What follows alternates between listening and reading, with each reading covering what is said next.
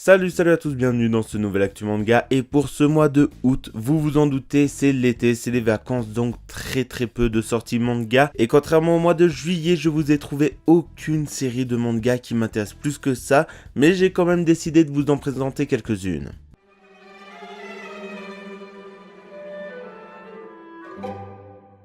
On commence avec l'unique nouveauté de ce mois, et il s'agit du Seinen Trace. Pour résumer simplement ce manga, on va suivre Nona Sawaguchi qui travaille dans la police scientifique depuis 2 ans et qui a un seul but, amener la paix dans Tokyo et dans tout le Japon, même si au fond de lui, il cherche à se venger des personnes qui ont tué ses parents.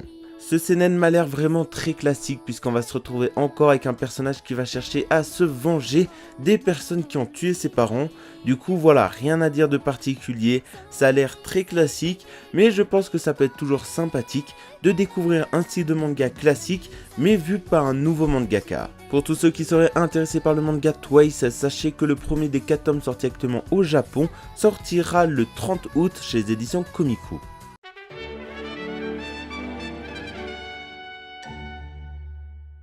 On commence les spin-offs avec un artbook pour la série Spins & Wolf et il s'appellera Spins & Wolf The 20 Years Calvados. Cet artbook sera tout ce qu'il y a de plus classique puisqu'on y retrouvera des illustrations qu'elles soient en noir et blanc ou en couleur, mais aussi des croquis et un chapitre inédit colorisé, donc je pense que ça peut être vraiment sympa comme pièce pour les fans de la série initiale. Donc ce manga je le conseille aux fans de Spins & Wolf et les autres abstenez-vous. Pour tous les fans de Spins & Wolf, sachez que cet artbook sortira le 24 août chez les éditions Ototo Manga. On poursuit avec un autre spin-off, cette fois de la licence Dragon Quest, avec l'épisode Les héritiers de l'emblème. Ce spin-off se déroule 25 ans après que les héros légendaires aient vaincu le roi des démons, et alors que le royaume est en fête, la magie s'éteint d'un coup, et tous les habitants du château royal disparaissent sans laisser de traces. Tous, sauf un, le prince Aros. Mais voilà, le prince est devenu amnésique et il a été recueilli par une bande de brigands pour qui il travaille, mais cela va basculer le jour où il va faire la rencontre de 2 voyageurs et que l'un d'entre eux va le reconnaître. Sur ce coup-là, je suis obligé de vous avouer, ce manga ne m'attire pas spécialement. Je n'ai jamais joué à Dragon Quest, je vous l'avoue, mais ça fait toujours plaisir de voir une licence de jeu vidéo être adaptée en manga. Et puis voilà, je suis obligé d'admettre que c'est quand même un très grand jeu vidéo, donc je pense que ça peut être toujours très intéressant de le découvrir sous le format manga. Pour tous ceux qui seraient intéressés par Dragon Quest, les héritiers de l'emblème, sachez que le premier des 30 tomes sortis au Japon sortira le 30 août chez les éditions Mana Book en France. Pour finir les spin-offs, on reste avec Dragon Quest, puisque ce dernier s'offre un artbook. Mais ce qu'il faut retenir de cet artbook, ce n'est pas le fait que ce soit Nintendo qui soit à l'origine de l'œuvre, mais surtout le dessinateur, qui est autre qu'Akira Toriyama, Monsieur Dragon Ball. Et je trouve ça énorme de retrouver Toriyama derrière cet artbook, puisque voilà, cet artbook est là pour fêter les 30 ans de la série Dragon Quest, et je trouve ça très intéressant de trouver d'un Toriyama dans un autre style que celui qu'il fait habituellement, mais surtout de découvrir les graphismes de Dragon Quest via les dessins de Toriyama. Donc je pense que voilà, ça peut être très intéressant de découvrir tout ça. En plus, ça a l'air d'être quand même un très gros artbook.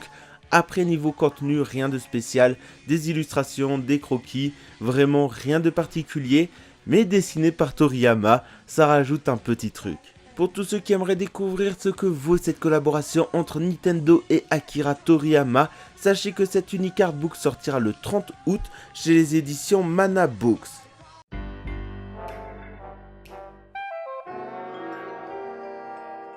Mon unique coup de cœur de ce mois d'août est un seinen, et plus précisément un recueil de manga, puisqu'il s'agit de 10 nuits 10 rêves.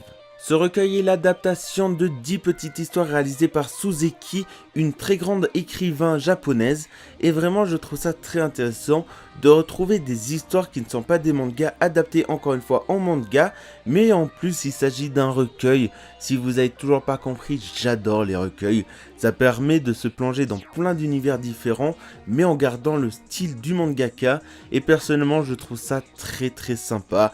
Du coup c'était obligé que ce manga soit un coup de cœur.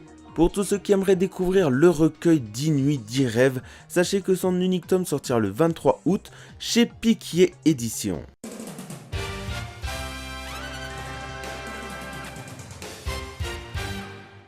Et c'est parti pour les mentions spéciales, et ce mois-ci encore une fois c'est moi qui les ai sélectionnées, car tout simplement je considérais qu'il n'y avait pas assez de choix pour que ce soit vraiment représentatif, et la deuxième mention spéciale j'ai décidé de l'attribuer au manga Strange Day, The Apocalypse of Devilman.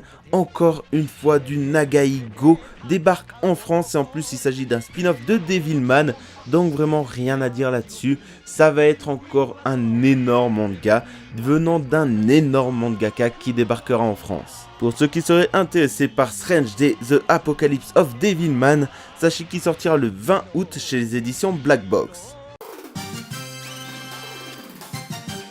Et la mention spéciale de ce mois d'août, je l'ai attribuée au manga Devilman vs Getter Robot, un manga encore une fois de Devilman qui nous vient encore une fois de Nagaigo. Et vraiment voilà, j'adore le fait que les éditions Black Box fassent ça. Ils nous ont déjà fait le coup pour les fins d'année, mais voilà. Pendant les vacances, pendant qu'il y a peu d'activités manga, ils en profitent pour sortir des mangas venant de Nagaigo, et ça personnellement ça me fait méga plaisir. Pour tous ceux qui seraient intéressés par Devilman vs Getter Robot, sachez que son unique tome sortira le 20 août chez les éditions Black Box. C'est la fin de cette vidéo, j'espère qu'elle vous a plu. N'hésitez pas à me dire en commentaire les mangas de nouveautés que vous attendez pour ce mois de août.